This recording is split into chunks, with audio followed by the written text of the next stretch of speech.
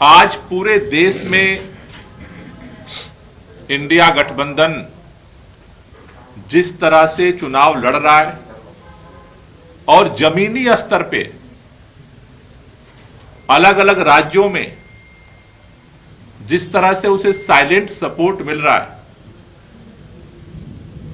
उसकी बौखलाहट देश के प्रधानमंत्री माननीय नरेंद्र मोदी जी के चेहरे पर और अब उनके भाषण में भी दिखने लगा है। पिछले 10 साल में इस देश के नौजवानों में जब अच्छे दिन का वादा करके प्रधानमंत्री जी आए थे तो उन्होंने वादा किया था कि हर साल 2 करोड़ रोजगार जो है हम अवसर पैदा करेंगे। 10 साल बाद आज इस देश में जो आंकड़े आए हैं, देश का 83% नौजवान बेरोजगार है और हरियाणा जिस राज्य में हम बैठे हैं, हरियाणा के अंदर सबसे ज्यादा बेरोजगारी का दर है। और यह शर्म की बात है कि 10 साल से केंद्र में सरकार, 10 साल प्रदेश में सरकार, डबल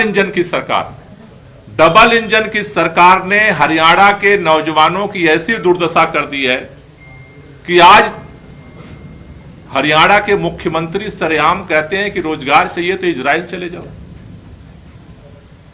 मतलब हरियाणा के अंदर रोजगार नहीं है। ये हमें कहने की जरूरत नहीं है, देश को कहने की जरूरत नहीं है।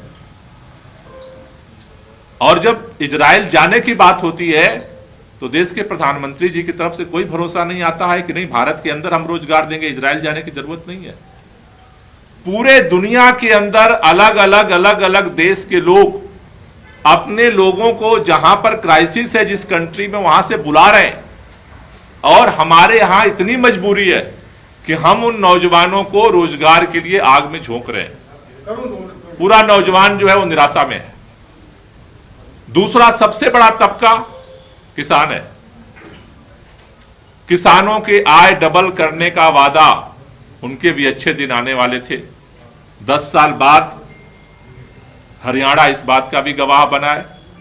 किसानों ने 1 साल तक उनको 3 काले कानून जबरदस्ती उनके ऊपर थोपे गए। 1 साल दिल्ली के बॉर्डर पे गर्मी में, बरसात में, जाड़ा में किसान पड़े रहे। केंद्र सरकार को मजबूरी में 3 काले कानून वापस लेने पड़े। मोदी सरकार ने यह वादा किया था कि हम एमएसपी को कानूनी गारंटी देंगे। किसान इंतजार करते रहे। 1 महीना बीता, 2 महीना बीता, साल बीता। जब पार्लियामेंट का आखिरी सत्र बुला करके समाप्त कर दिया गया तो किसानों ने ऐलान किया कि भाई हमारी एमएसपी की गारंटी का क्या हुआ कानून का। और ये पूरा इलाका है, जब किसान दिल्ली की तरफ बढ़े, हरियाणा के अंदर गांव-गांव में पुलिस, हमने तो वीडियो में देखा था। आज हमने जब साथियों से बात की तो लोगों ने बताया कि कैसे यहां पुलिस गांव-गांव घूम रही थी, भाजपा की, लोगों को डरा रही थी, धमका रही थी, पर्चे निकाल रही थी, कागज कह रही थी कि हम तुम्हारी संपत्ति जब्त कर लेंगे, एफआईआर कर रही थी।